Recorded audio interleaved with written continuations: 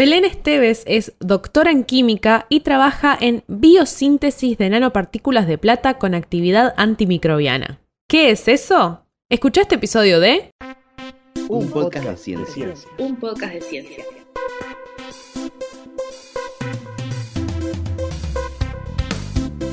Hola, gracias por escuchar un podcast de ciencia. Yo soy Soledad Machado, soy comunicadora científica y te hablo desde Montevideo, Uruguay. Para este episodio me senté a conversar con Belén Esteves Vidal.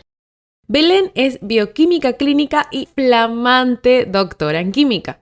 Hizo su tesis de doctorado en las áreas de microbiología y de física de la Facultad de Química de la Universidad de la República sobre biosíntesis de nanopartículas de plata, caracterización y evaluación de su potencial antimicrobiano. Ahí estudió la biosíntesis de nanopartículas de plata a partir de hongos y la actividad antimicrobiana de las nanopartículas en bacterias, fitopatógenos y hongos patógenos para la salud humana y animal. En su tiempo libre le gusta pasar el tiempo con sus amigos, leer mucho, dibujar y tocar la guitarra, aunque ahora la tiene un poco abandonada. Hablamos de su investigación, de los momentos buenos y malos de su doctorado, de los piló que usan las bacterias y, como siempre, del éxito y del fracaso. Así que sin más, vamos a empezar el episodio. Bienvenida, doctora Belén. Muchas gracias por cerrar esta gran experiencia de vida acá en el podcast. Primero que nada, ¿cómo estás? Muy bien, muchas gracias. Encantada de estar acá, al fin se dio. Y encantada de que sea el cierre de la tesis, sea acá en el podcast contigo. ¿Podemos decir que hiciste la tesis solo para salir en un podcast de ciencia? Sí, efectivamente. Todo planeado desde el inicio. Sí, me parece lo correcto. O sea, yo creo que otras personas que hacen ciencia en Uruguay tendrían que seguir tus pasos. Sí, totalmente de acuerdo. Ser exagerada, pero bueno, nos queda el clip. Bueno, no sé por dónde empezar, así que me parece que podemos empezar por el título, que lo que tienen los títulos de tesis es que son bastante descriptivos. Sí. Entonces, vos trabajabas en biosíntesis de nanopartículas de plata con potencial actividad antimicrobiana. Exacto. ¿Qué es todo eso? Bueno, las nanopartículas de plata son partículas, digamos, que a mí siempre me gusta porque, claro, si vos pensás en el tamaño de una nanopartícula, es nanométrico, entonces es la 1.000.000.000ª parte de un metro, que eso es imposible de pensar. Entonces a mí siempre me gusta hacer la comparación de que la relación nanómetro al metro sería como la del planeta Tierra a una uva, por ejemplo. Okay. Entonces una uva sería el nanómetro y el planeta sería el metro. Ok. Entonces, ¿qué pasa? Que los metales, por ejemplo la plata, que es el que yo trabajo, cuando están en escala nanométrica, tienen un montón de propiedades nuevas, que son distintas a la plata en su estado natural. En el macro tamaño. Claro, las cadenitas. Las cadenitas, los lingotes de plata, que de hecho, si yo te pregunto de qué color es la plata o de qué color es el oro, ¿por qué me vas a decir? Plateada y dorada. Claro. Pero cuando nos vamos a la escala nanométrica, empiezan a aparecer un montón de colores diferentes. Porque hay un jueguito ahí, que ya esto es un poco más técnico, de que cuando la luz incide, o una fuente de energía, los electrones que están en la superficie empiezan a oscilar, y esa oscilación se traduce en una dispersión de la luz, y esa dispersión ocurre en el espectro UV visible, en el rango visible de la luz, el que nosotros vemos. Entonces, cuando se dispersa con distintos colores. Y eso le otorga a las nanopartículas un montón de aplicaciones. Dentro de esas aplicaciones está el potencial antimicrobiano, que es, además de por la plata, que ya desde la antigüedad se sabe que es antimicrobiana, porque ya Aristóteles la usaba, Alejandro Magno, los egipcios, los mesopotámicos, todo el mundo usaba la plata como antimicrobiano. Además está el tamaño nanométrico, que también incrementa mucho el área superficial del material, entonces eso hace que sean unos grandes antimicrobianos. Y esta pregunta es de ignorante. Y quiero que la audiencia sepa que yo estuve 4 años haciendo nanopartículas de plata. en inorgánica, en mi vida anterior, tenía el pelo largo y lacio. Yo era otra persona, me bañaba en otros ríos. Entonces, la movida de que las nanopartículas de plata tienen más actividad antimicrobiana cuando son nanopartículas, ¿es porque tienen más superficie o pasa algo diferente respecto a el bulk, el material en cantidad? Bueno, sí es lo más grande, creo que es el tema del tamaño. Porque cuando es nanométrico, claro, al incrementar tanto el área superficial, tienen mucha más forma de contacto con los microorganismos, por ejemplo, que es lo que trabajo yo. Pero también esto que te decía, que la plata es antimicrobiana. Entonces eso es otra cosa que se suma. Las nanopartículas tienen la capacidad de adherirse a la superficie de un microorganismo y penetrar en él. Incluso aunque no tenga plata adentro, que de hecho hay trabajos que han hecho eso, han usado nanopartículas como un cascarón vacío y a ver qué pasa, y han visto que rompe la estructura de las células microbianas. Entonces, en gran medida es lo nanométrico, pero también hay que considerar el tema del contenido de plata, y otra cosa súper importante es la cubierta de las nanopartículas. Las nanopartículas las podemos pensar como si fuera un huevito, digo. Me van a matar los tutores, pero como si fuera un huevito. Ajá. Hablando muy poco científicamente. Mal y pronto, como me gusta a mí. Mal y pronto. Un huevito. Entonces, vos tenés la yema, que sería el material, por ejemplo, la plata o el oro, cuando las nanopartículas son de oro, o cualquier otro material del que sean las nanopartículas, y el cascarón pueden ser distintas cosas. El cascarón lo que hace es estabilizarlas, hacer que las nanopartículas no se agreguen, porque ¿qué pasa? Si se agregan, se pegan entre ellas y ahí ya dejan de ser nanométricas, empiezan a tener tamaño más grande y perdemos todas las propiedades que tenían. Entonces, ese cascarón es de distintas moléculas, dependiendo, por ejemplo, de cómo sea la síntesis. Si en una síntesis biológica vos tenés proteínas, y las proteínas lo que hacen es que sean compatibles, biocompatibles sobre todo, pero además aumentan mucho también esa capacidad antimicrobiana contra microorganismos, ¿no? Por algo son antimicrobianos. Bien. Esto fue una cosa que yo aprendí en 2016. Cuando yo empecé el doctorado. Cuando tú empezaste el doctorado, yo ya había pasado por Química General 1, Química General 2, Química Inorgánica, la cátedra de Inorgánica. Pero haciendo uno de los últimos proyectos ANI de divulgación, que fue el moleculario, yo, Soledad Machado, me enteré cabalmente de la existencia de las redes. Yo no sé qué pensaba. Pero, claro, vos lo pensás ahora y decís que, claro, no existe, por ejemplo, la molécula de plata o la molécula de cloruro de sodio. Son otra forma de pegarse los átomos. Y yo esto lo aprendí muy avanzada en mi carrera.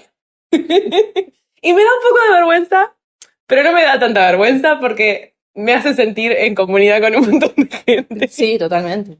Entonces, las nanopartículas que vos haces, ¿las haces tipo agarrando un pedazo de plata y sacándole pedacitos piquititos, o pegando atomitos de plata hasta llegar a un huevito y le pones como un tope? Bueno, es un poco, te diré, es una síntesis un poco misteriosa. Sí, es increíble, porque el mecanismo de síntesis en realidad no lo conocemos con exactitud. Pura teoría es lo que tenemos. Y de hecho, no solo nosotros, en el mundo. Claro, no es que vos no hiciste los deberes, es que no se sabe. No se sabe. Sí hay estudios de cómo es que se hace la síntesis. Pues nosotros lo que hacemos es síntesis biológica. Para eso usamos hongos, en nuestro caso. También puede ser con bacterias, puede ser con plantas. La nuestra es con hongos. Entonces lo que hacemos es que el hongo secrete componentes, moléculas, proteínas, enzimas, vaya uno a saber qué, porque todavía no lo tenemos caracterizado del todo, secreta eso, y eso que secreta le agregamos nitrato de plata. Y ese es el precursor de nuestra síntesis. Y ahí se forman las nanopartículas. Ok, el nitrato de plata, para que se lo imaginen en sus casas, es una sal que tiene el imaginativo nombre de nitrato de plata porque está hecha de nitrato y plata. Y también es una red, no es una molécula. Entonces, nada, están unidos como en una red infinita, como si fuera un pelotero de McDonald's. Y algunas pelotitas son nitrato y otras son plata. Y le dan eso al hongo, y como tipo en solución, se lo tiran arriba. No, el hongo nosotros... Le das el frasquito y el hongo va. El hongo trabaja. El verdadero doctor tendría que ser él.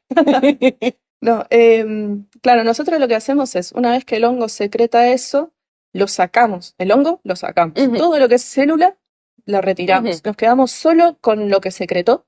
Es una solución, eso está en agua, y le agregamos el nitrato de plata, y ¿tá? Con el tiempo se empiezan a formar las nanopartículas. Pasan cosas. Una reducción química que lleva la plata más a plata cero, que es como está en la nanopartícula, seguro tiene que pasar. Hay proteínas que tienen que estar en esa cubierta, en ese cascarón, se le llama capping. Pero exactamente cómo se forman, no lo sé. Misterio de la ciencia. Misterio de la ciencia. Porque también depende mucho del microorganismo del que vos partís. De hecho, hay gente, hay un grupo en Córdoba de Argentina, por ejemplo, que ellos elucidaron un poquito, me van a matar, elucidaron cómo caracterizaron sus nanopartículas y encontraron una enzima que tiene actividad reductasa, entonces eso estaría implicado en esa reducción. Pero claro, es una enzima que está en ese microorganismo, pero en el que yo trabajo, no sé si está. Claro. Entonces eso es súper interesante. Lo que sí estamos seguros es que proteínas hay que tienen que venir del extracto, porque la caracterización sí la hicimos y proteínas encontramos. Y están trabajando primero, ¿con qué hongo? Y ¿es por este hongo en particular? ¿Es porque saben que producen? O también puede ser una cosa que pasa mucho en la ciencia, vamos a admitirlo, que es, bueno, alguien vio que con este hongo escupía estas proteínas y dijeron, dale gas, vamos a ver qué tal. Mirá, no me acuerdo en qué año, la verdad, pero antes de que yo empezara con el doctorado, Silvana Alvarez, que es mi tutora, y Paula Sanguinedo, que era una compañera, bueno, era porque ya no trabaja más en la cátedra, pero sigue siendo parte del grupo, por supuesto. Compañera para siempre. Ellas hicieron un relevamiento de hongos aislados de territorio uruguayo para ver si tenían la capacidad de síntesis de nanopartículas de plata. Ya había reportes de hongos que podían sintetizar nanopartículas, pero en Uruguay ese fue el primer estudio que se hizo, y de entre esos hongos había dos que son Phanerochete chrysosporum y Penicillium expansum, que son los que usamos en mi tesis porque mostraban tener, las nanopartículas que producían eran mucho más estables que las de los demás. Entonces por eso elegimos esos hongos. La pregunta que ahora está surgiendo en los corazones de Latinoamérica es, ¿por qué pasar todo este trabajo para hacer las nanopartículas y poner a laburar a un hongo y después sacarlo y después ponerle nitrato de plata y después que se haga? Porque tiene potencial antimicrobiano. No puedo tirar un anillo de plata y irme para mi casa. Y no. Mira, de hecho, una de las cosas que probamos para comparar fue la misma solución de la sal como antimicrobiana, y es nada que ver, o sea, hay una diferencia enorme. Pero hay algo fundamental con las nanopartículas de plata, que es el tema de la resistencia a antimicrobianos. Porque, viste que el mundo tuvo su momento de gloria con los antimicrobianos cuando Fleming descubrió la penicilina. Fleming y un montón de personas más, incluidas muchas mujeres. Pero él se lleva el crédito solo, por más que abandonó el trabajo. Pero bueno, para otro podcast. Pero claro, ¿qué pasa? La propia naturaleza de los microorganismos hace que adquieran resistencia. Pero si a eso además le sumamos que la gente, sea porque no son conscientes muchas veces, tienen un tratamiento inadecuado de los antimicrobianos, dejan el tratamiento por la mitad o dicen, ay, ya estoy mejor. Bueno, es lo mismo dejarlo por la mitad, ¿no? Pero dicen, me siento mal, voy a tomar antibiótico, sin que se lo receten. Y todo eso acelera mucho la resistencia. Entonces, ¿qué pasa? Que hoy en día tenemos microorganismos que son muy resistentes y que los tratamientos son muy difíciles. Además, hay otro tipo de microorganismos que son los biofilms. Otro tipo de microorganismo no, es otro tipo estructura celular, porque no son las células solas, sino que están agrupadas. Esto es un podcast de ciencia, podemos usar vocabulario técnico como hay otro suncho, que son los biofilms. Me encantó. Otra cosa jodidísima.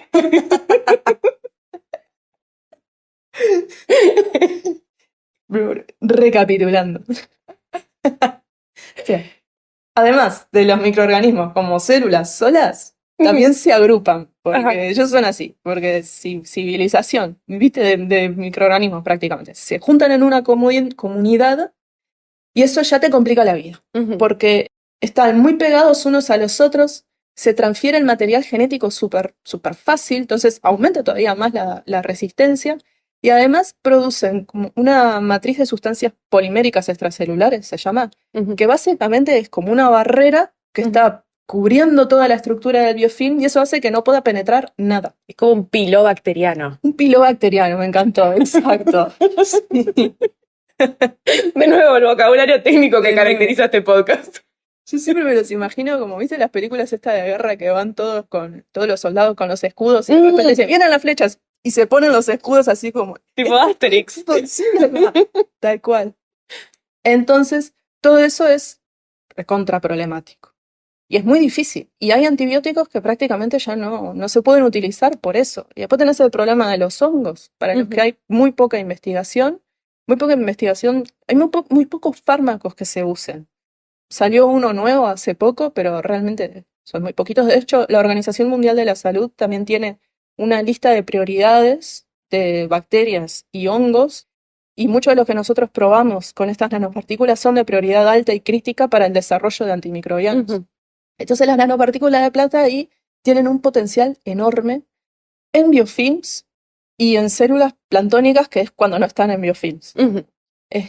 Y tiene un potencial enorme y bueno, mi estudio en realidad es muy primario, pero la idea, y ya hay de hecho algunos compuestos, algunos materiales, ungüentos, cosas así, que tienen nanopartículas de plata ya, para ser usados como antimicrobiano. Porque esperemos salvar el mundo, pero es una buena forma porque ellos atacan por muchos lados distintos al microorganismo, entonces dificulta que puedan adquirir resistencia. Que los antimicrobianos, los fármacos normales que consumimos, son específicos, tienen un mecanismo de acción específico, atacan la síntesis de la pared, atacan el ADN. Claro. Las nanopartículas atacan todo.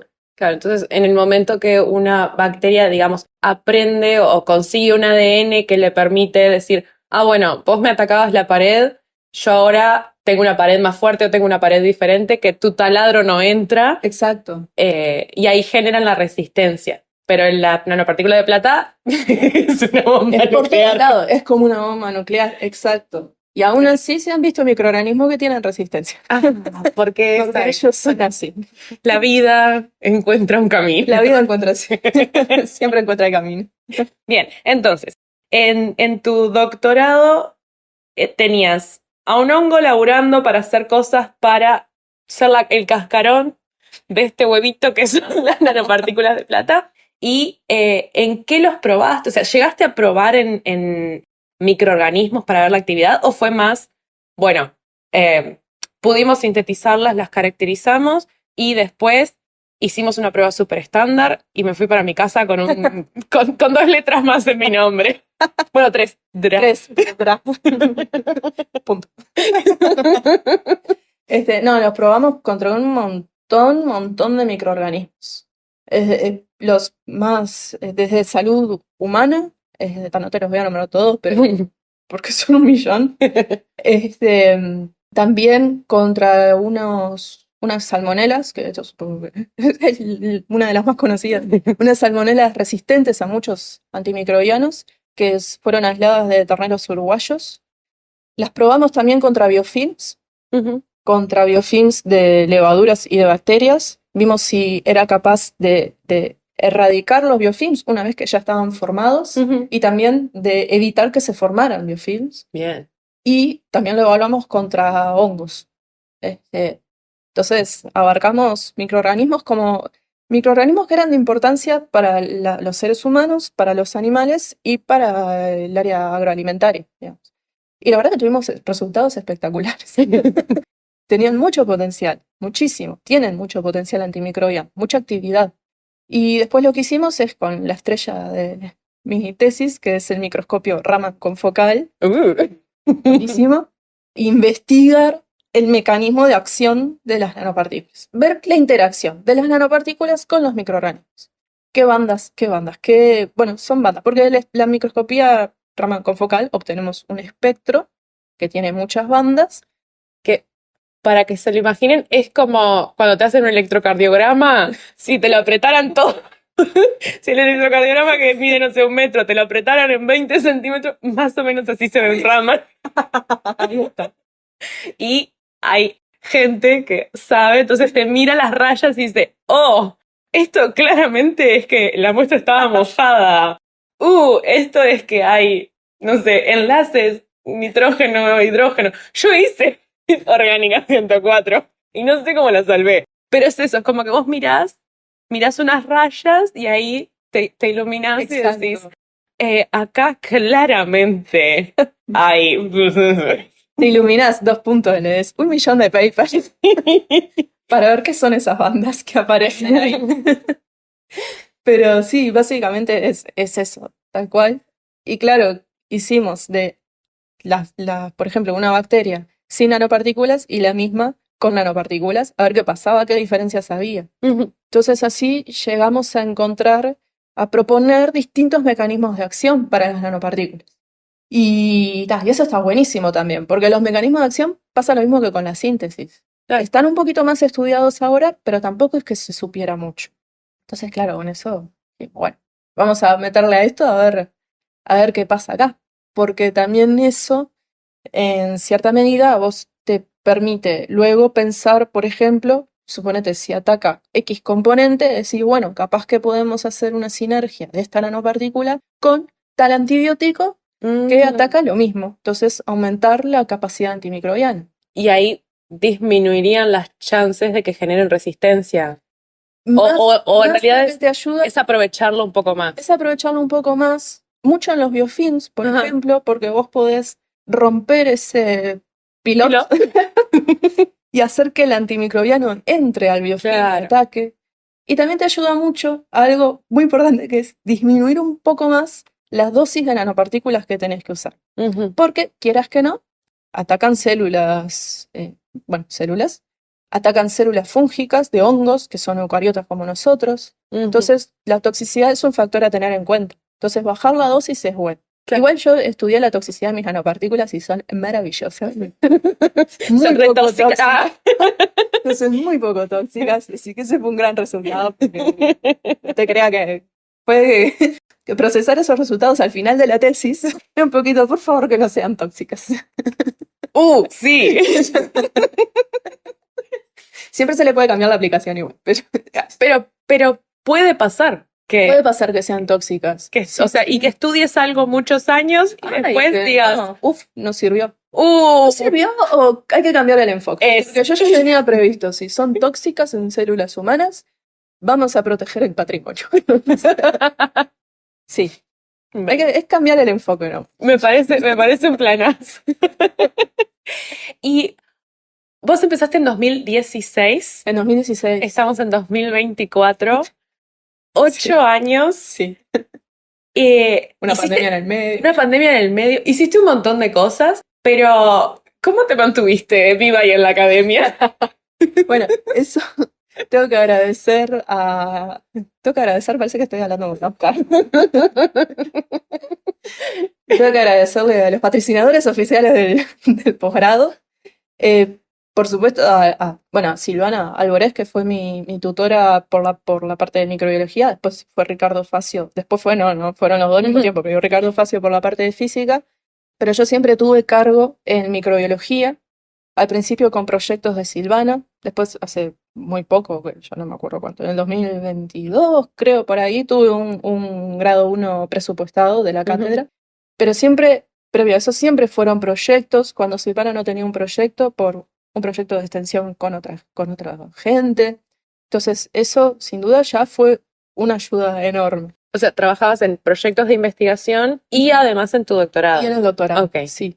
Y después, bueno, la comisión académica de posgrado, que me dio beca de maestría y de doctorado. Un éxito. Sí, no me dio la de finalización, pero al final, viste que mucha gente que dice las cosas pasan por algo. Bueno, fue espectacular, porque claro, ahora yo pienso, no hubiera terminado el doctorado ahora. Hubiera esperado un poco más. Y fue en el momento justo, entonces dije, genial. Y yo soy estudiante de PEDESIVA Química, y las alícuotas, la verdad que son una maravilla para poder comprar reactivos, comprar insumos. Todo eso es maravilloso.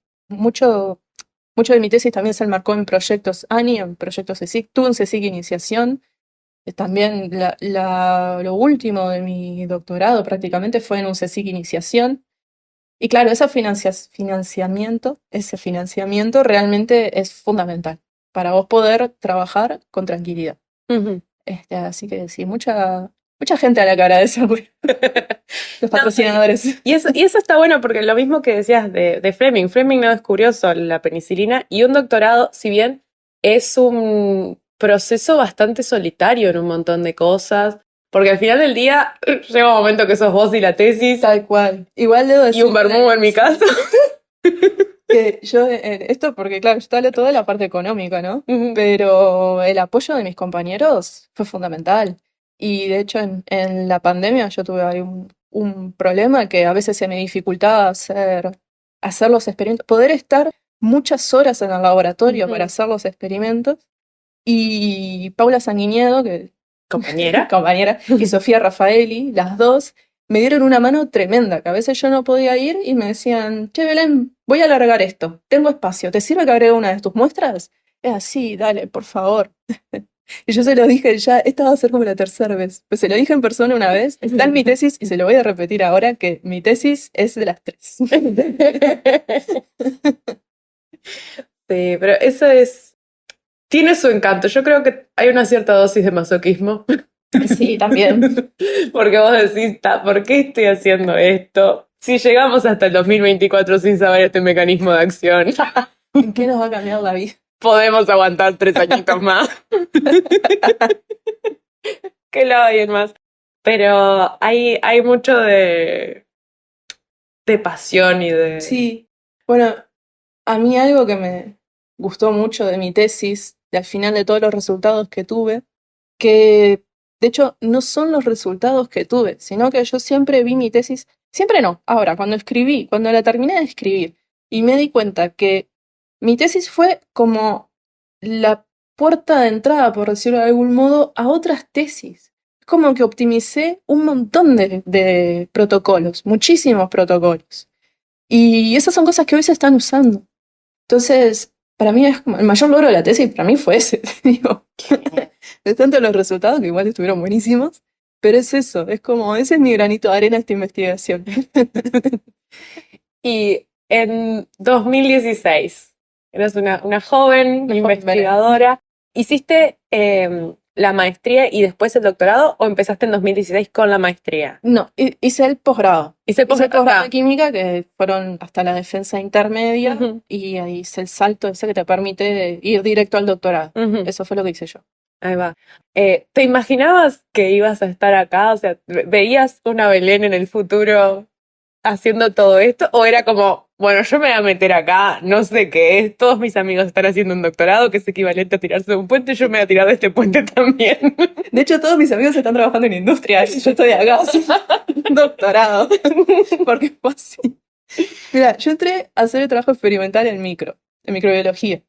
Y me di cuenta que me gustaba mucho la investigación y no me quería ir, pero no se me había puesto en la cabeza hacer un doctorado. Y dije, no me quiero ir, y ahí apareció Silvana un día, nunca me voy a olvidar porque estaba con la puerta de la heladera abierta, agachada, y del otro lado de la heladera aparece Silvana asomada. Hola, Belén, quiero hablar contigo cuando tengas un ratito. No, me muero, me da algo, me muero ahí mismo. A mí me tienen que decir, para la audiencia, toda la latinoamericanidad, a mí me tienen que decir, tengo que hablar contigo de tal cosa y es bueno. Igual con Silvana te das cuenta enseguida porque siempre está sonriendo. Bueno. No pasa nada. Entonces ahí me dijo que ella tenía un lugar para mí, para que yo siguiera, pero si yo tenía intención de hacer un posgrado. Y yo como, y bueno, sí, dale. Y ahí me contó Yo todavía no estaba haciendo allí el practicantado de bioquímica clínica, entonces todavía no lo había terminado. Y ella me empezó a contar cuál era su idea de investigación, que era con las nanopartículas de plata, pero que quería empezar a trabajar con el microscopio Raman confocal con Ricardo Facio. Y yo dije, bueno, dale, vamos. Y me encantó, porque me encanta la microbiología, me encanta la ciencia de nanomateriales, me parece fascinante. Las dos cosas juntas me parecen increíbles. Lo que aprendí de microscopías distintas es impresionante. Lo que aprendí de actividad antimicrobiana fue muchísimo. Aprendí un montón de cosas. Y siempre fue, claro, los primeros años fueron súper fáciles en el sentido de que todo me daba bien. Qué bien. Y después la defensa intermedia, no. Ahí fue como, mira, esta es la realidad de la gente. Pero eso me sirvió para aprender un montón de cosas más. Entonces, ya eso fue maravilloso. Y no me arrepiento de haber hecho un posgrado para nada, porque me dio un montón de herramientas. Más allá de lo técnico, las herramientas de poder comunicarme bien con la gente, de poder, bueno, algo que dije de nombrar microorganismos sin trancarme, una gran herramienta. Pero además aprendí a usar un montón de programas de diseño, que no tienen nada que ver con el posgrado, pero yo quedé fascinada con esa parte. Entonces, la organización del tiempo, el no frustrarte, el buscar soluciones a las cosas, que creo que es algo que a la larga todos aprendemos con un posgrado, y entonces es realmente lo mejor de la vida. Hagan un posgrado. Bien, bien. Está bueno. A mí, en lo personal, me sirve tener gente que ya está del otro lado. Y dice, bueno, hay luz al final del túnel. Y esto es bien de Cholula. ¿Cuánto tiempo pasás entre que decís, bueno, voy a hacer determinada prueba, voy a probar tal microorganismo, no sé qué, y hasta que tenés el espectro, el Raman, y lo estás... O sea, ¿cuánto tiempo pasa? ¿Qué está pasando en tu vida? ¿Es una cosa de decido, hago la prueba y en 2 días está? ¿Son 15 minutos? ¿Son 6 meses? ¿Cuánto es eso? Bueno, variable. Porque primero nosotros probamos si tienen la actividad antimicrobiana. Ya la síntesis de la nanopartícula es larga. Pero supongamos que partimos de la nanopartícula hecha, cual programa de cocina. Acá está la nanopartícula. La traje hecha de mi casa. Está hecha de mi casa. Entonces, probamos la actividad antimicrobiana. Si es una bacteria, en 24 horas sabemos si tiene actividad o no. Si es un hongo, demora un poquito más, capaz 2 días, 3. O sea, hay que ver bien cómo es el crecimiento del hongo. Pero pongamos una bacteria, que es la más fácil. 24 horas. Perfecto. Entonces, después de eso, tenemos que hacer todo un procesamiento de la muestra para poder mirarlo en el microscopio Raman. Y el procesamiento de la muestra es fácil porque lo haces rapidísimo después de que estuvo optimizado. No, si no, Ricardo y Silvana me van a matar. Es fácil ahora. Antes no fue fácil. Ahora es fácil. Pero ¿qué pasa? El microscopio Raman está en el polo. Entonces, empando. Empando, eso, empando. Entonces, porque el polo suena rápido. Sí. Tenés que ir al polo. Sí, lo mismo. De rodillas. Eso lo puedes hacer cuando tengas estudiantes más chicos y decir, yo a tu edad iba a tener rodillas al polo. Y en el agua, ¿cómo hacías? Nada. Con la muestra en la boca. Ay. Entonces, es que, ¿qué pasa? Al estar empando, en el polo empando, no voy a ir por una muestra. No, claro. Acumulo muestras. Y después coordino con Ricardo, que es quien maneja el microscopio Raman, pero yo siempre iba con él. Entonces coordinamos un día, vamos, miramos las muestras. Una vez que las miramos, sacamos los espectros, vuelvo a casa, al laboratorio, pero también lo hacía en casa, porque hay que llevar cosas. Queremos que la gente haga ciencia. Tienes razón. Programa más, no corto. Volví al laboratorio y en el laboratorio estaba varios días buscando papers, buscando yo tengo esta banda acá, a este corrimiento de 700 centímetros a la -1, a ver si hay papers que la tengan, y así. Después que pasan muchos espectros por tu vida, hay bandas que ya las tenés. Claro. O sea, ya tenés tu listita con las bandas que son. Claro. pero siempre agregan microorganismos nuevos. De hecho, ahora que estoy estamos con un proyecto de Mariana Barraco, que vino hace unos días, hizo un episodio contigo, con los péptidos antimicrobianos de ella. Hay bandas nuevas, entonces, claro, todo es seguir buscando y estudiando. Y hay microorganismos que yo ya los tengo más o menos establecidos, que sé qué bandas son qué cosa, entonces esos salen rápido, pero hay otros que son más lentos. Pero porque todavía no conozco las bandas que tienen. Claro.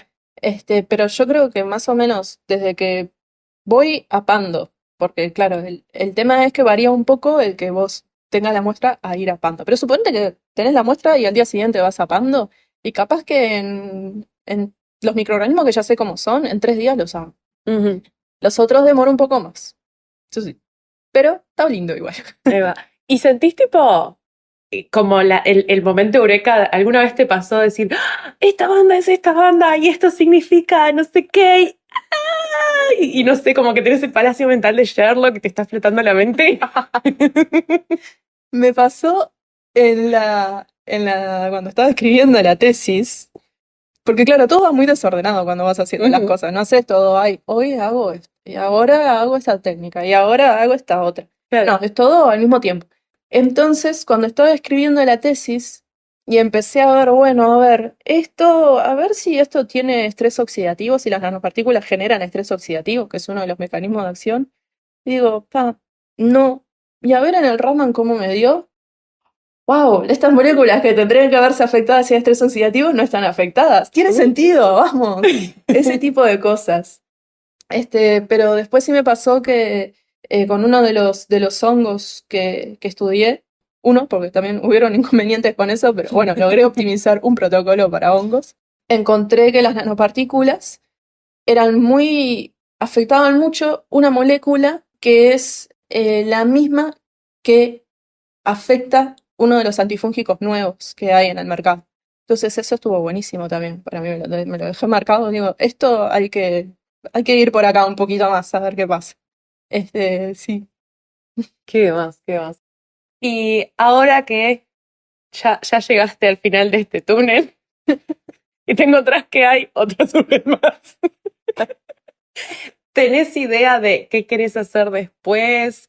¿O alguna cosa que digas, para mí, o sea, si yo tuviera toda la plata del mundo y Cecic fuera mi mejor amiga y me dieran toda la plata que yo quisiera, ¿sabés por dónde querés ir o todavía estás diciendo no? Yo pasé 8 años poniendo estos laureles acá, ahora me voy a pegar una siestita de 6 meses. Claro.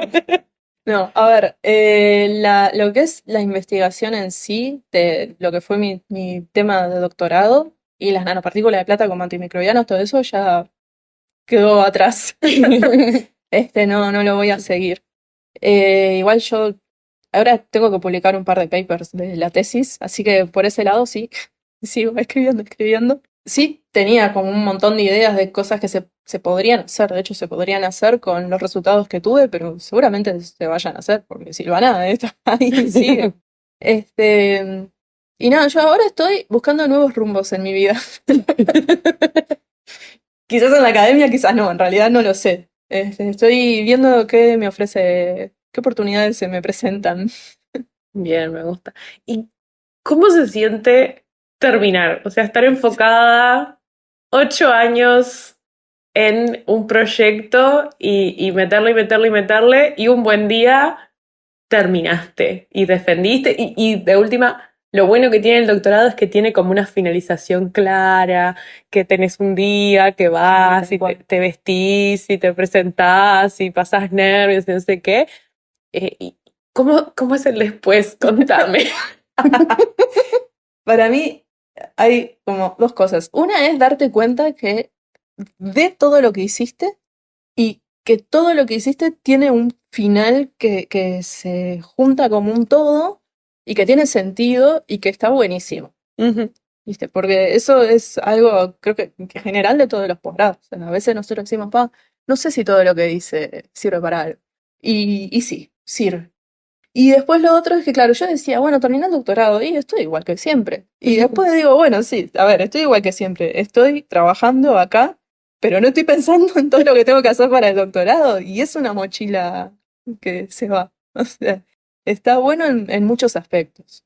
Es muy lindo. Es como, yo siempre le decía a mis amigas que dése cuenta que entré al jardín y hasta ahora toda mi vida fue estudiar. Y ahora ya no soy más una estudiante. Sí, es raro. Es raro. ¿Qué soy? Y bueno, para eso necesito los psicólogos. Pero bueno, me alegra que lo estés viviendo como algo bueno y el mundo es mi escenario y no tanto de qué voy a hacer con mi vida.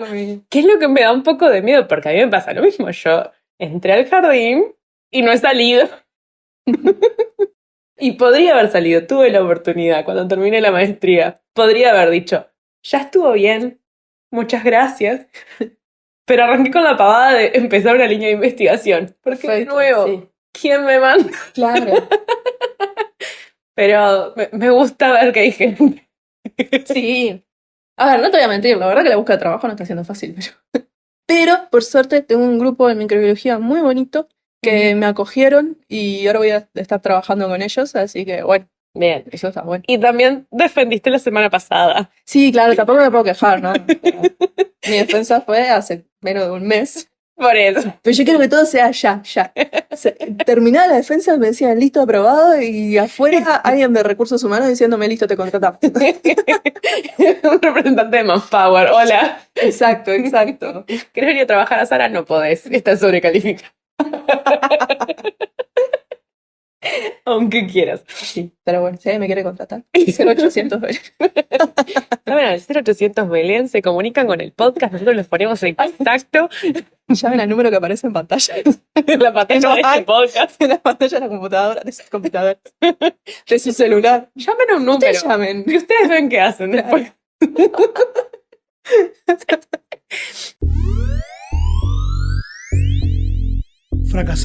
Fracasá de nuevo, fracasá mejor. Samuel Beckett.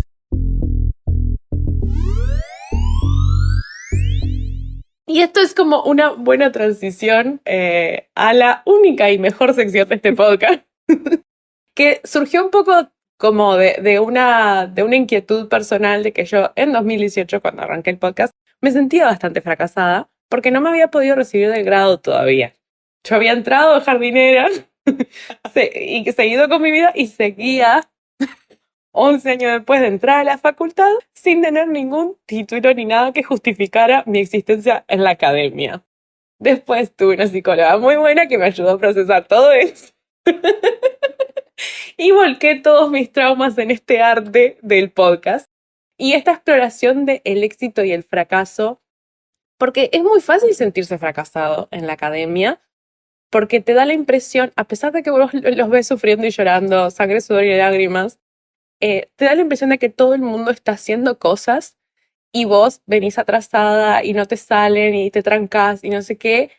Y es como una cosa de decir, Tano, el fracaso no es lo contrario del éxito, sino que es una parte fundamental de la ciencia.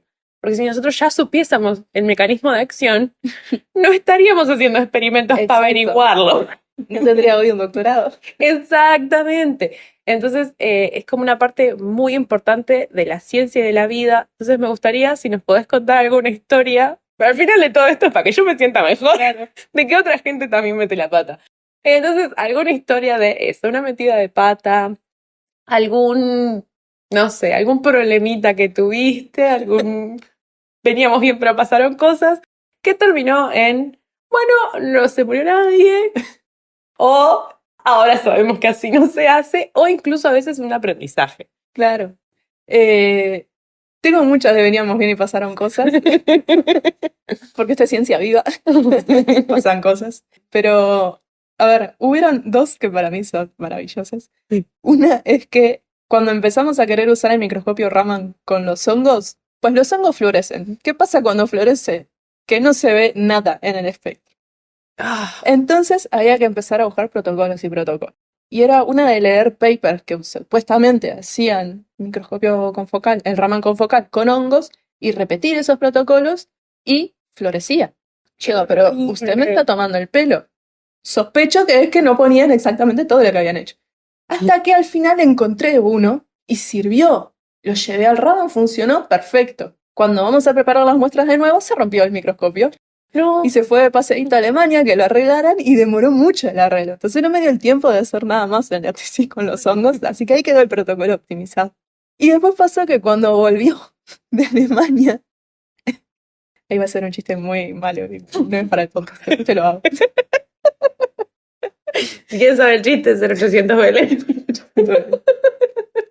Cuando volvió de Alemania el ramen, ¿qué pasó? Yo había empezado a trabajar con Mariana Barraco. Entonces, yo preparaba las muestras de una forma. Llega el ramen, voy a prepararla de nuevo. Florecía todo. Digo, pero, o sea, ¿qué está pasando? Esto no tiene sentido. Mi amigo, ¿tú no me florecías? ¿Qué estás haciendo? ¿Qué está pasando? Empecé, lo primero que pensé, algo hice mal. Vuelta a repetirlo. Vuelta a florecer. Digo, bueno, voy a cambiar cosas. Yo usaba un buffer. Lo cambié por suero fisiológico. Perfecto. Digo, el buffer. El buffer empezó a florecer. ¿Por qué? O sea, no hay explicación. Con el buffer florecía, sin el buffer no florecía. Exacto. Pero antes no pasaba. Ahí va, antes con el buffer no florecía, y ahora se le pintó al señor florecer. Exacto. Mira, Entonces, es claro, la primavera, voy y a florecer. A todo esto faltaba que capaz 6 meses para que yo terminara el doctorado. Entonces, ¿por qué me está pasando? Y después lo otro maravilloso, que siempre me he reído mucho con esto, es que yo hice una pasantía en inmunología, el laboratorio de inmunología de la Facultad de Química, con Gustavo Murglia y con Claudio Rodríguez. Entonces con Claudio siempre nos matábamos de la risa, porque fue la pasantía más larga de la historia. Porque la arranqué en diciembre del 2019. Sí. Después nos íbamos de vacaciones y en marzo de 2020 arrancábamos. Con todo. Con todo. Pasaron cosas, termina la pandemia y dijimos, vamos, bien. No me acuerdo quién fue primero, pero si Claudio o yo, se enfermó uno, entonces no pude ir. Después me enfermé yo, no pudimos ir. Después yo tenía un tema con el curso de micro que se me estaba complicando un montón hacer las dos cosas. No podía ir. A todo esto llegamos al 2022, yo creo, que fue cuando la terminé de hacer, sí fue larga la pandemia. Y la última semana hubo un paro en Udelar muy bien realizado, con mucha importancia, pero claro, era la última semana de la pasantía y yo decía, vamos todo con el paro, pero por favor, déjenme venir a mí. Quiero terminar la pasantía. Entonces eso fue, pero ninguna de esas dos cosas, ni de todo lo que me pasaron, yo lo considero fracaso. O sea, primero eran frustraciones y después reírme, pero fracaso como tal, yo realmente no siento que haya tenido, pero no creo que nadie tenga que sentirse fracasado. A mí me parece que el fracaso no existe, porque vos no es que fracasás, vos aprendés que las cosas no son de determinada forma, o es como lo que te comentaba, de que a mí la comisión académica de posgrado no me dio la beca de finalización. Yo en ese momento estaba re mal. Dije, no puede ser, ¿qué voy a hacer si yo quiero terminar? Mira todas las cosas lindas que tenía para terminar, los hongos con el ramen, un montón de cosas.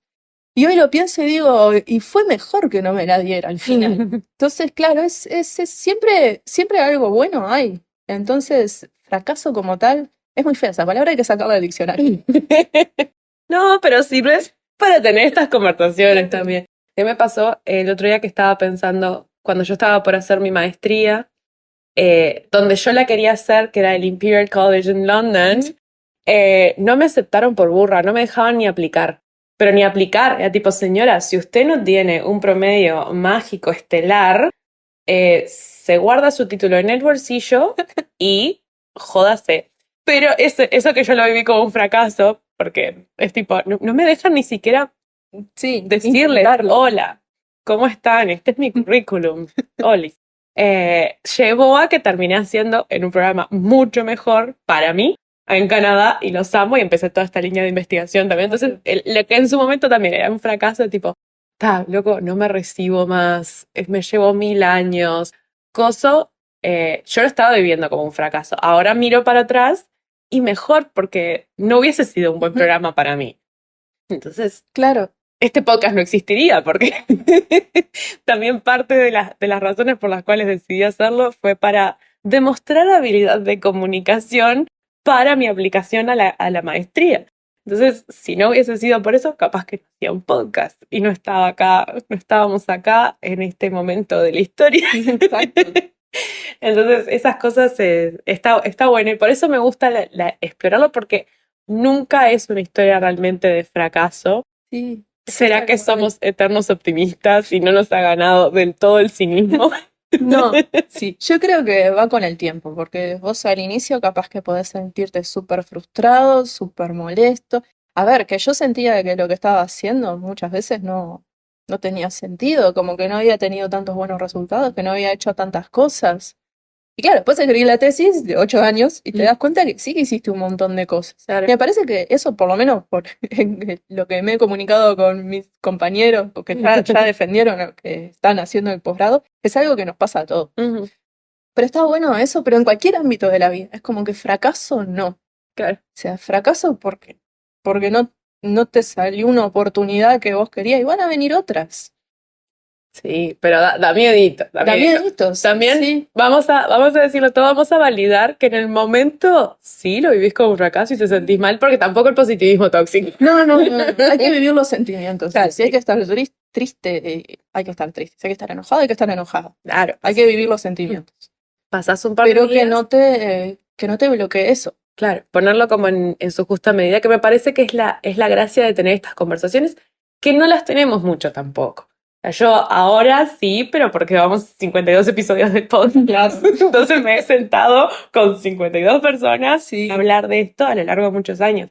Pero me parece que está bueno eso, tener esas perspectivas es lindo y es importante. Y es como un aporte también para y no que está sentirnos bueno, y que solos. está bueno hablarlo, porque es eso, es que no te sientas solo, es que vos pienses que muchos estamos pasando por lo mismo, entonces está bueno eso que muchas veces yo a veces pienso, cuando voy caminando por la calle, esto es real, que a veces lo pienso, ¿cuánta gente de la que yo me cruzo caminando tienen una máscara Ujú. para no mostrarle al resto lo que realmente está pasando?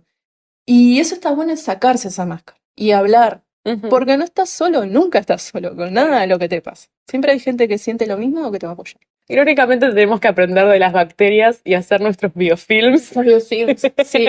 Para tener nuestra comunidad, protegernos entre todos. Es lo que podemos aprender. Sí. Y bueno, y escaparle a la plata. Escaparle a la plata. Oh, no. Escaparle a la plata si sos bacteria. Escaparle a todo lo tóxico. Generar un piloto Generarte un piloto. y que lo tóxico no penetre. Exacto. Y ahora para cerrar me gustaría, igual siempre lo pensé mal, vamos a decirlo todo. Yo dije, bueno, hablar del fracaso va a ser un bajón, vamos a hablar del éxito. Ahora que el éxito sea un bajón. Pero siempre las historias de fracaso están de más y se dan re lindas conversaciones. Pero bueno, ya está el formato, eso es así. Perdón, lo destruí. Este es mi pequeño Rompí el fracaso. formato. Mira, fracasé en no ser una historia de fracaso buena para el podcast. No, yo no fui, yo fracasé en establecer una estructura para hablar de fracaso.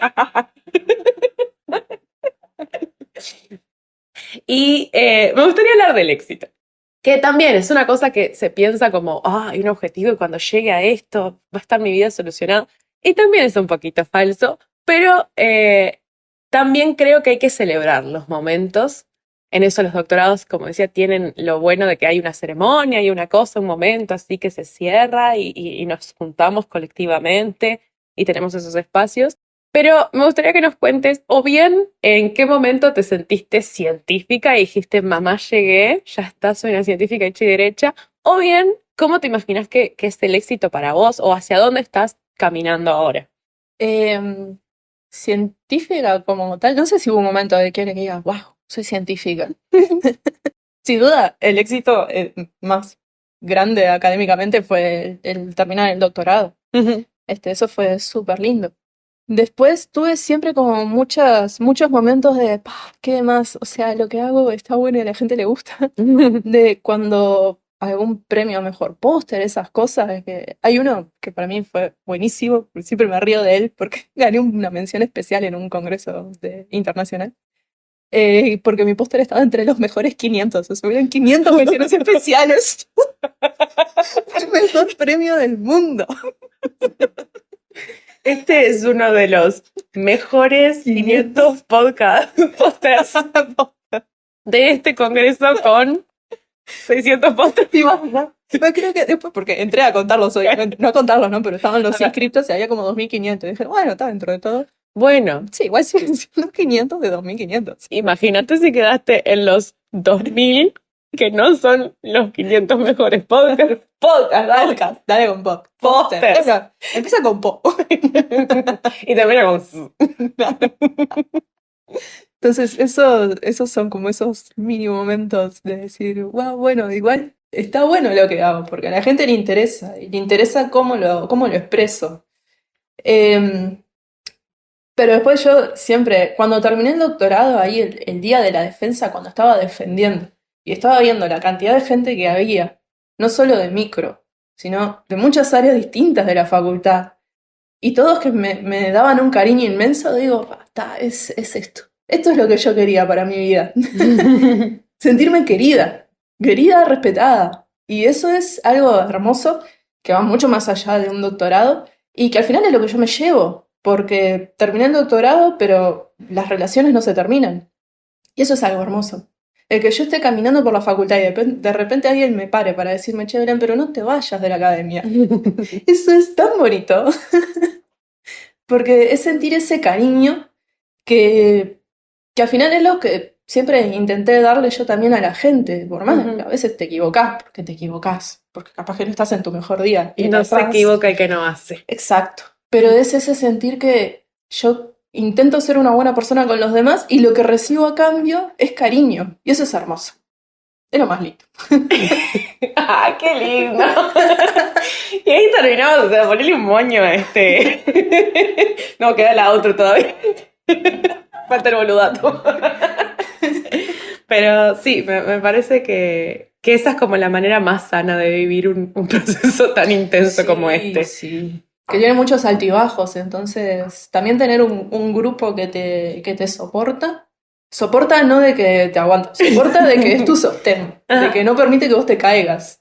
De que si de repente hoy estoy mal y sentís que te vas, que te caes para un lado, tenés a alguien ahí que te está aguantando. Y que si de repente vas para el otro, también tenés a alguien aguantando. Entonces eso me parece que es fundamental. Y que se tiene que dar, porque además, cuando estás haciendo un doctorado, la realidad es que estamos todos en la misma. Doctorado y maestría, estamos todos en la misma. Y eso es algo muy bonito también, como está ese aguante entre todos. Todos nos ayudamos entre todos. Sí, qué lindo. Bueno, muchísimas gracias, Belén, por compartir toda esta sabiduría del otro lado.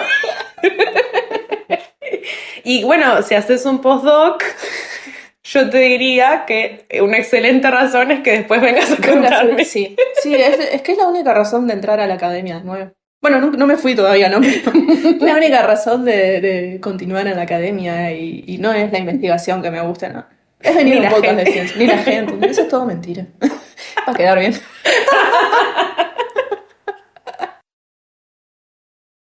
Y esto fue un podcast de ciencia, una producción de Soledad Machado y Magnus para Estudio Robota. Si querés encontrar más episodios, suscribirte o dejar un comentario, lo podés hacer en ivox.com, que se escribe IVOOX, en Spotify, en Apple Podcasts o en los otros lugares donde se consiguen podcasts. Además, podés encontrar los episodios en el canal de YouTube de Perdidos en el Éter y comunicarte con nosotros por Instagram y Twitter, es @podcastciencia en ambas redes. Si te gustó el episodio, te quedó alguna pregunta para Belén, querés ofrecerle un trabajo o aprendiste algo nuevo, déjanos un comentario en iVoox o en Apple Podcasts, en las redes, mándanos un mail, un mensaje de humo, todas esas cosas ayudan mucho a visibilizar este podcast. Como agradecimiento por escuchar hasta el final, en cada episodio les cuento un dato completamente inútil, también conocido como un boludato. El boludato de hoy es que las estrellas de mar técnicamente no tienen cuerpo. Todo lo que ves de estrella es su cabeza. Muchas gracias por escuchar un podcast de ciencia y nos volvemos a encontrar con un nuevo episodio en 2 semanas.